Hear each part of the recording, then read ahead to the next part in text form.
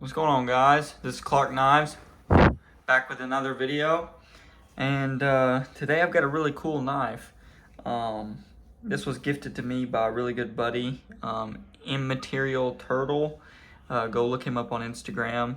I'll make a post on Instagram shouting him out. So if you're following me, go look at that post, and you can see it. It'll be of the knife. I've already made one shouting him out. So if you want to go give his profile a check, he's got some really cool knives.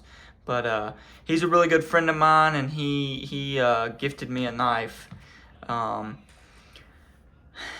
today I went to Memphis because I live pretty close to where he lives, and we met up and went to church and enjoyed a really good church sermon. I mean, his church was really good. Me and my wife enjoyed it very much, and we'll probably end up going back whenever we go and visit him again. But yeah, it was a very good church service, and then after that we went and ate at some barbecue place and just kind of talked about knives, just visited for a little while, and then he gifted me a knife. So definitely very thankful for this. I never thought that I would have another knife. Never thought that I would have a knife like this, nor get a knife like this.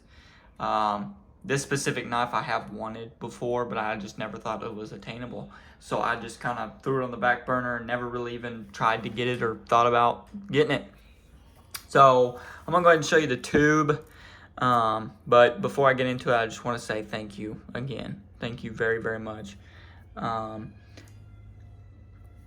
could not be more happy. I really couldn't. I'm very, very thankful. This is a Great Eastern Cutlery 15118 in muscadine saw cut bone. And as you can see, this says, what is that? Sawyer Ancient Barlow. And then you got 1095 carbon steel, antique white paint. This little art. This is really cool. Must be about 110 coats of paint on that fence. Good job. And this says TDU Cutlery, special factory order. Charlie Campagna is the one that designed these, and he's the one that made them. And these knives specifically, he made to be used. He wanted them to be used, and it even says it back here. If you want to, go ahead and pause this. I really recommend reading this because it is a very cool story. Not necessarily story, but a little bit of information. So yeah, definitely pause this and read it. I think it's awesome. And then yeah, you can see under here, P.S. please use this knife. So very cool. There's that number again. It does come with a little pin.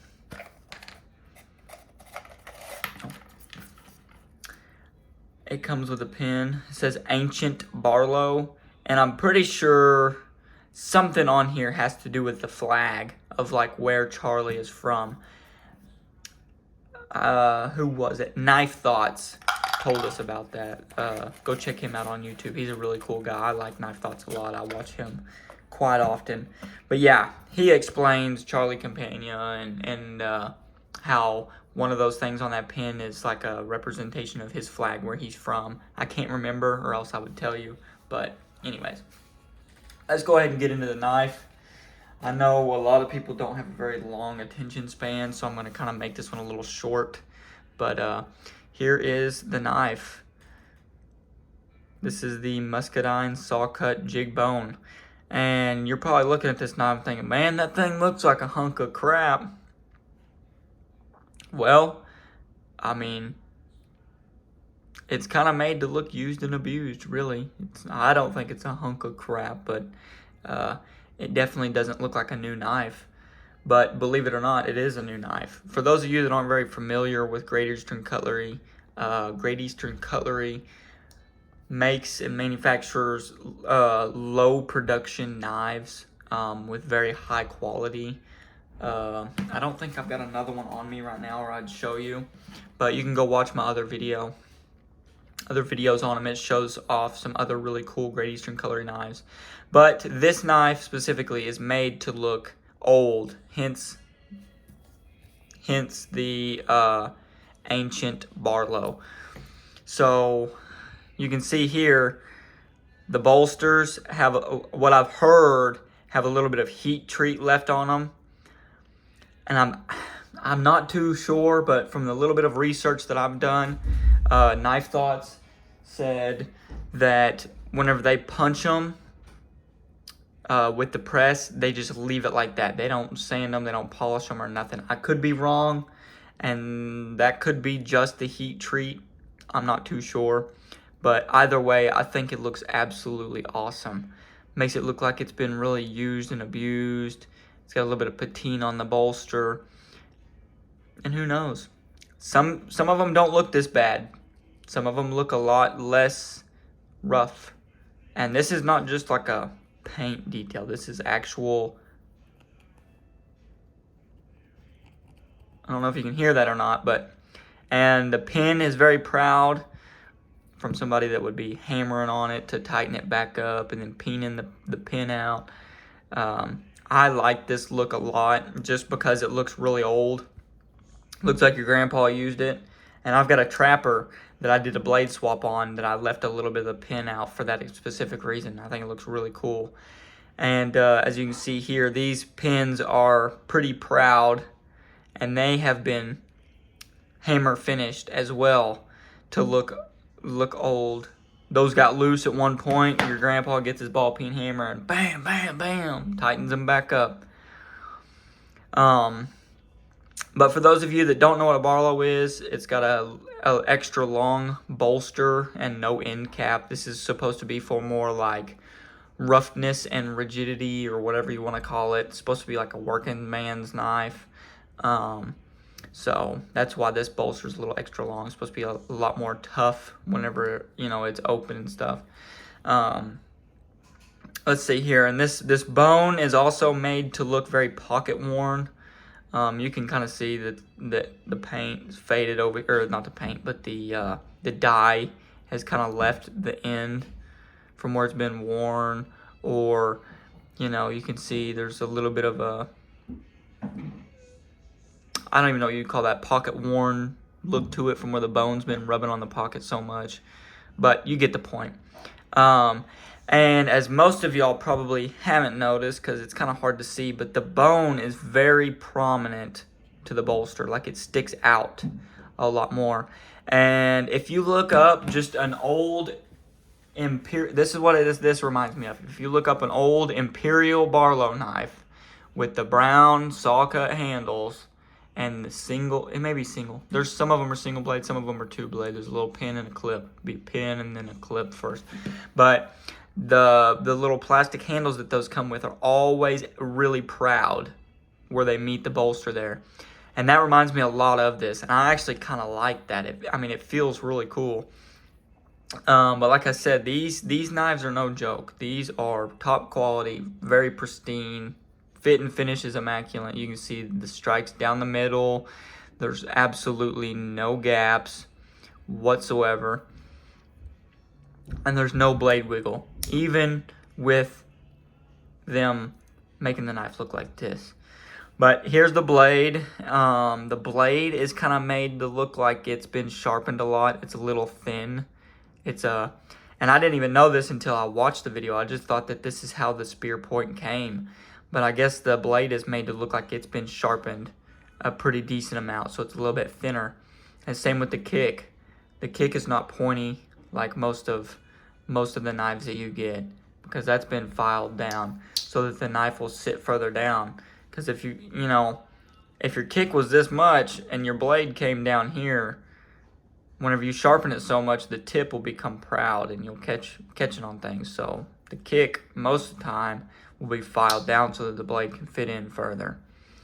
But yeah, this blade is non-pinchable whatsoever. I can pinch it, but I've got really tiny fingers. You've got this really cool swedge on both sides that kind of makes it hard to pinch. So, on a regular basis, you wouldn't be able to just...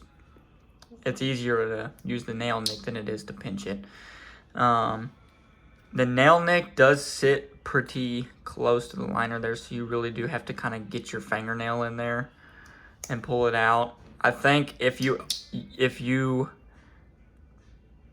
did like one of those little easy open fingernail nick things down there, it would make it a lot easier.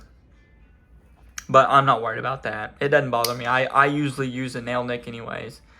And then there's that Charlie Campania. I do believe the CC stands for Charlie Campania. I could be wrong about that. But then there's that symbol again for his home flag. And as you can see, the knife kind of looks teenered up. The blade kind of looks teenered up a little bit.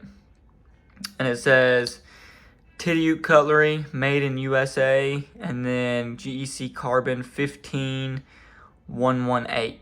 I guess they were just wanting to do it differently, but there's a big space in between the 15 and the 118. I heard a thing where they were going to put a 15C 118.